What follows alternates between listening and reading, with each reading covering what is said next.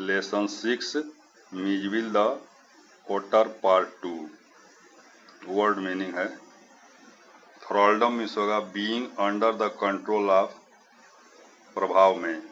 Fixation means होगा a very strong attachment और feeling, लगाव। क्रिएचर मीन्स होगा एनिमल, जीव। मिडिवली मीन्स होगा मिडिल एज, मध्यकालीन। कंसीव्ड मीन्स होगा इमेजिन्ड, कल्पना की। सिमेट्रिकल मीन्स होगा इक्वल फ्रॉम ऑल साइड्स, एक रूपता। आर्मर मीन्स होगा ए डिफेंसिव कवरिंग, कवच। क्रिस्टेंड मीन्स होगा नेम्ड, नामकरण किया। होस्टाइल मीन्स होगा अनफ्रेंडली, विरोधी। रेस मीन्स होगा स्पेसीज, काइंड, प्रजाति। अलूफ एंड इनडिफरेंट मीन्स होगा कीपिंग ए डिस्टेंस, दूरी कायम रखना। क्रूक मीन्स होगा बेंड्स, मोड़, बल। अपैथी मीन्स होगा अब्सेंस ऑफ इंटरेस्ट, अरुचिपूर्ण। प्लंजिंग मीन्स होगा डीपिंग, गोता खाना।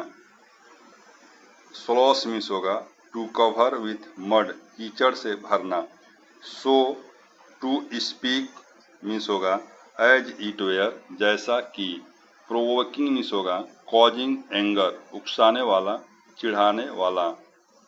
हम्बलिंग मीन्स होगा trying to do something in a clumsy manner, फुहड़पन से किसी कार्य को करना।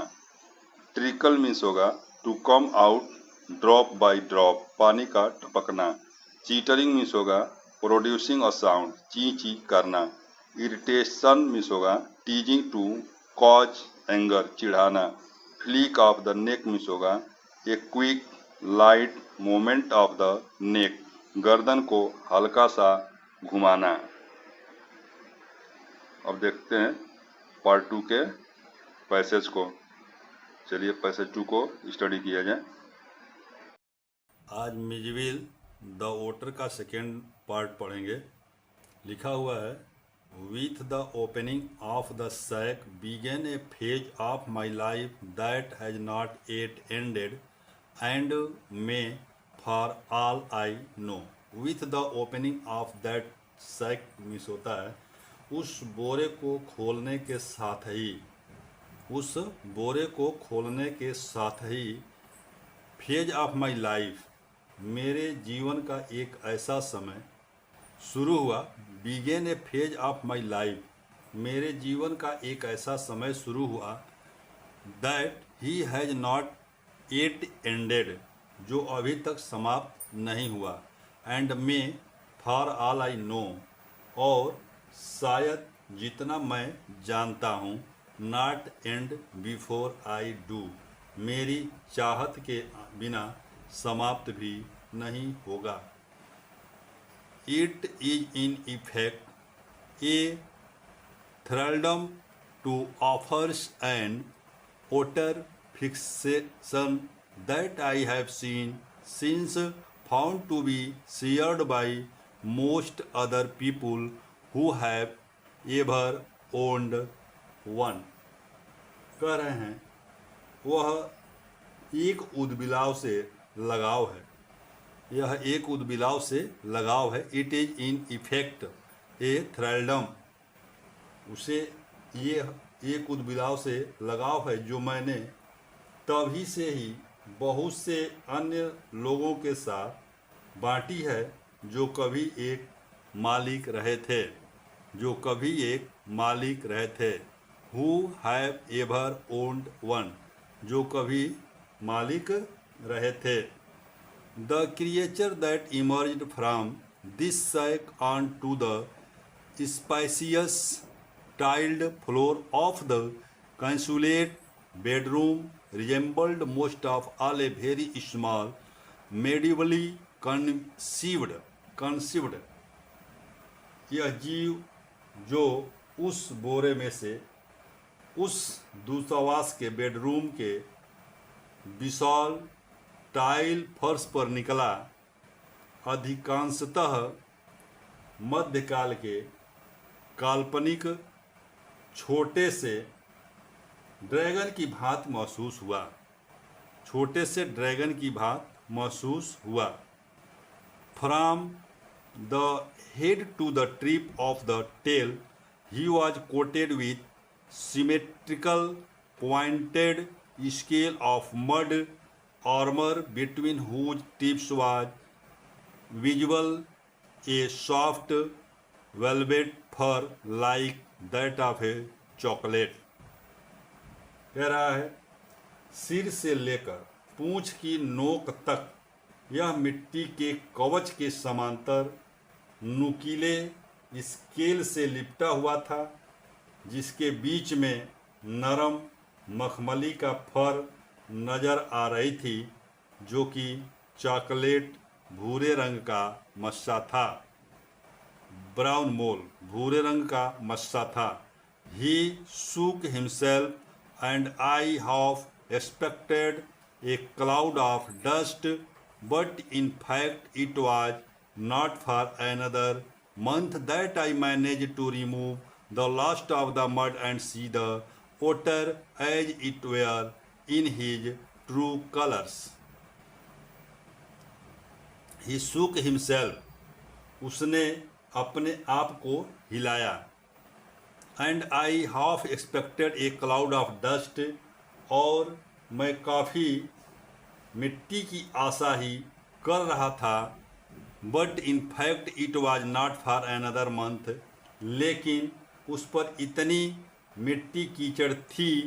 आई manage to remove the last of the mud, मैं एक माह में भी नहीं साफ हो सकती। वह एक माह में भी नहीं साफ हो सकी। I manage to remove the last of the mud and see the otter as it were in his true colours. I manage to remove the last of the mud and see the otter as it were in his true colours. मैंने उसके शरीर से कीचड़, मिट्टी का जो अंतिम कण था वो भी हटा दिया, और मैंने उस बिलाव को उसके वास्तविक रंगों में देखा। इन हिज ट्रू कलर्स, उनके वास्तविक रंग। Mijbil as I called the otter was in fact of a race previously unknown to science and was at length christened by zoologist Lutrogale perspicillata मैक्सवेली। इसका मतलब उसका नामकरण किया था इस नाम से। जैसे मिजविल, जैसा कि मैंने उस बिलाव का नाम रखा, Mijbil as I called the otter was in fact रखा, वास्तव में उस प्रजाति से संबंध रखता था। In fact of a race previously unknown to science and was at length christened by zoologist, जो पहले वैज्ञानिक यानी विज्ञान के लिए अबूझ थी और जीव विज्ञानियों के द्वारा अभी कुछ समय पहले इसका नामकरण किया गया, जिसको लुट्रोमेल पर्स पिटिलेटा मैक्सवेली, लुट्रोमेल पर्स पिटिलेटा, लुट्रो गेल है, लुट्रो गेल पर पर्स पिटिलेटा मैक्सवेली आर मैक्सवेल्स ओटर, अर्थात उसका नामकरण जो किया गया वह मैक्सवेल उद्बिलाव के नाम से किया गया। For the first 24 hours Mijbil was neither hostile nor friendly. पहले जो 24 घंटे के दौरान मिजविल ने न तो शत्रुता का व्यवहार किया और न ही मित्रता का, व्यवहार किया और न तो मित्रता का। साधारणतया उसने एक निश्चित दूरी बनाई रखी। He was simply aloof and indifferent, अर्थात for the first 24 hours Mijbil was neither hostile nor friendly. कह रहा है न तो उसने 24 घंटे के दौरान मिजविल ने न तो शत्रुता का व्यवहार किया और न ही मित्रता का। साधारणतया उसने एक निश्चित दूरी बनाए रखी और उसने मेरे बिस्तर से जहाँ तक हो सका दूर सोना ही पसंद किया। लिखा है he was simply aloof and indifferent, choosing to sleep on the floor as far from my bed as possible। अर्थात उसने मेरे बिस्तर से जहाँ तक दूर हो सका दूर सोना ही पसंद किया।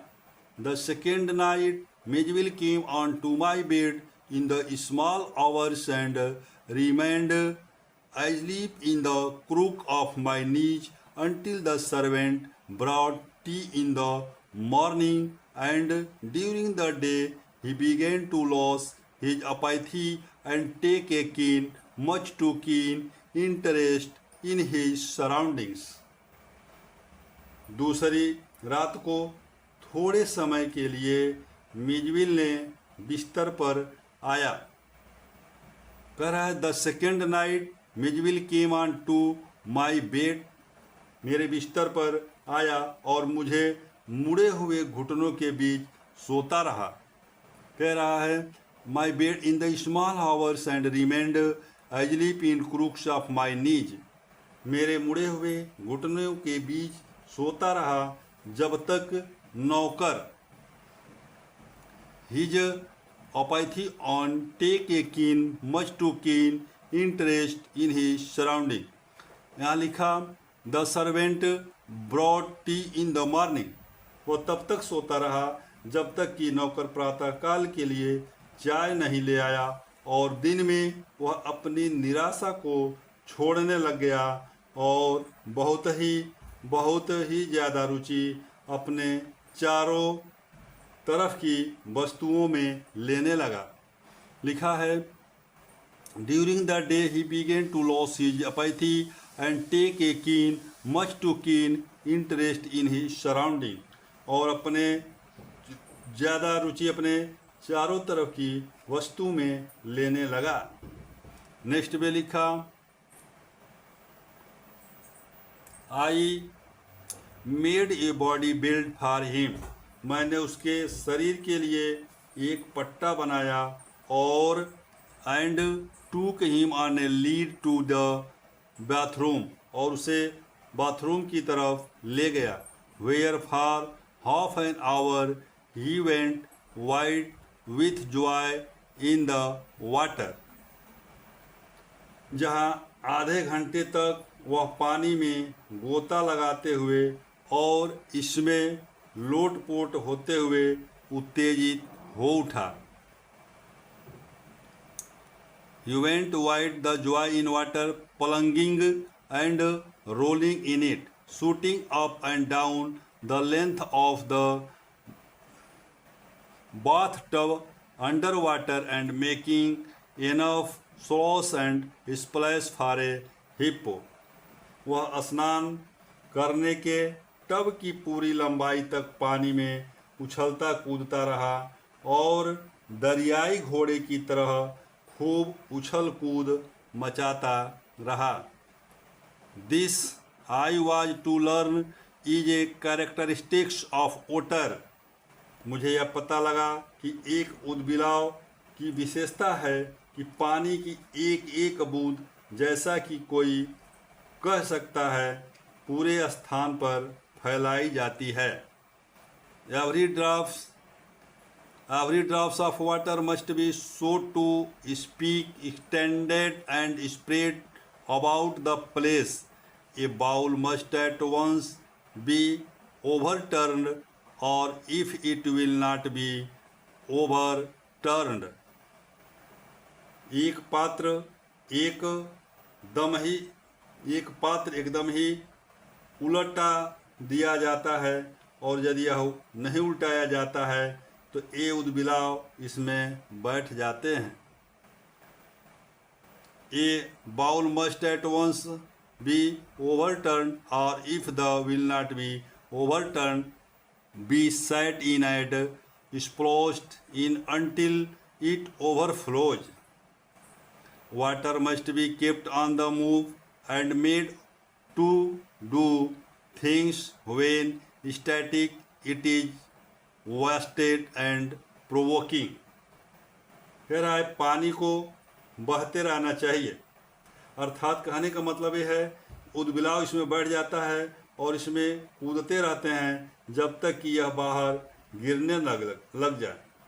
पानी को बहते रहना चाहिए और कई हरकतें करते रहना चाहिए, और जब यह स्थिर होता है या व्यर्थ किया जाता है कुछ और प्रतिक्रियाएं भी की जाती हैं। 2 days later, Mijville escaped from my bedroom as I entered it, and I turned to see his tail disappearing round the bend of the corridor that led to the bathroom. 2 days later, 2 दिन बाद जैसे ही मैंने Mijville escaped from my bedroom as I entered it, जैसे ही मैंने शयन कक्ष में प्रवेश किया, जैसे ही मैंने बेडरूम में प्रवेश किया, मिजविल मेरे बेडरूम में से बच निकला। I turn to see he tail disappearing round the bend of the corridor. कह रहा है और मैं इसकी पूंछ को देखने के लिए मुड़ा जो कि गलियारे के मोड़ पर अदृश्य होती दिखाई दी थी। Disappearing round the bend of the corridor that led to the bathroom. By the time I got there, he was up on the end of the bathtub and fumbling at the chromium taps with his paws. उसी समय वहाँ गया तो देखा कि वह स्नान करने के टब की तली तक गया और अपने पंजों से क्रोमियम धातु के नलों को इधर उधर घुमाने का प्रयत्न करने लगा। I watched amazed. In less than a minute, he had turned the tap far enough to produce a trickle of water, and after a moment or two, achieved the full flow. मैंने आश्चर्यचकित होते हुए उसे ऐसा करते देखा और 1 minute में थोड़े समय में ही उसने नल का इतना घुमा दिया जो पानी की एक हल्की धारा के आने के लिए पर्याप्त था। He had been lucky to turn the tap the right way. On later occasions, he would sometimes screw it up still tighter.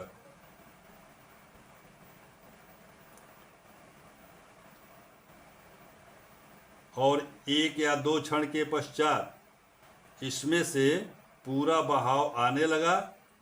वह नल की सही दिशा में घुमाने में सफल रहा था।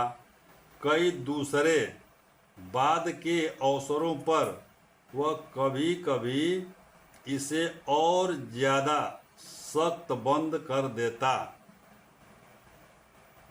Screw it up still tighter, वह और ज़्यादा सख्त बंद कर देता है। Next, chittering with irritation and disappointment at the tap's failure to cooperate.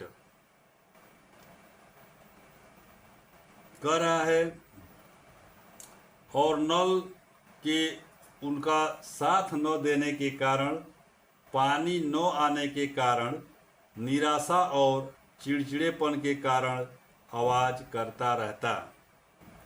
Very soon, Midge would follow me without a lead and come to me when I called his name. बहुत शीघ्र ही मिज बिना किसी नेतृत्व के मेरा अनुसरण करने लग गया, और जब भी मैं उसका नाम पुकारता, जब भी मैं when I called his name, जब भी मैं उसका नाम पुकारता, कम टू मी, वह मेरे पास चला आता। He spend most of his time in play, वह अपना अधिकतर समय खेलने में व्यतीत करता। He spent hours shuffling a rubber ball round the room like a 4-footed soccer player using all 4 feet to dribble the ball. कह रहा है वह एक रबड़ की गेंद को कमरे के चारों तरफ लुढ़काते रहने में घंटों व्यतीत कर देता, जिस प्रकार 4 पैरों वाला फुटबॉल खिलाड़ी, जिस प्रकार कोई 4 पैरों वाला फुटबॉल खिलाड़ी अपने चारों पैरों से फुटबॉल को इधर उधर घुमाता रहता है। And he could also throw it with a powerful flick of the neck to a surprising height and distance, और वैसे गर्दन के एक शक्तिशाली झटके के साथ एक आश्चर्यजनक ऊंचाई और दूरी तक फेंक सकता था। Next, but the real play of an otter is when he lies on his back and juggles with small objects between his paws. किंतु एक उद्बिलाव का वास्तविक खेल तो उस समय होता है जब यह अपनी पीठ के बल लेट जाता है और अपने पंजों से छोटी छोटी वस्तुओं को एक जादूगर की तरह उछालता है। मार्वल्स वेयर लिखा है, but the real play of an otter is when he lies on his back and juggles with small objects between his paws। यह वास्तविक खेल तो उस समय होता है जब वह अपनी पीठ के बल लेट जाता है और अपने पंजों से छोटी छोटी वस्तुओं को एक जादूगर की तरह उछालता है। Marbles were his favourite toys for this pastime. जो गोली थी, मार्वल्स थे, मीज के इस सुहावने समय के समय सबसे प्रिय खिलौने थे। He would lie on his back rolling 2 or more of them up and down his wide, flat belly without ever dropping one to the floor। वह 2 या अधिक कंचों या मार्बल्स को पीठ के बल लेटकर अपने चौड़े पेट पर ऊपर नीचे करता रहता। Flat Bailey without ever dropping one of the floor, और बिना उनमें से एक को भी फर्श पर गिरने देते हुए, यानी वह बिना उनमें से एक को भी बिना फर्श पर गिरने देते हुए वह 2 या 2 से अधिक मार्बल्स को पीठ के बल लेटकर अपने चौड़े पेट पर ऊपर नीचे करता रहता। इस प्रकार मिजविल द ओटर का सेकेंड पार्ट यहीं समाप्त होता है। आशा है आपको समझ में आया होगा। Thank you.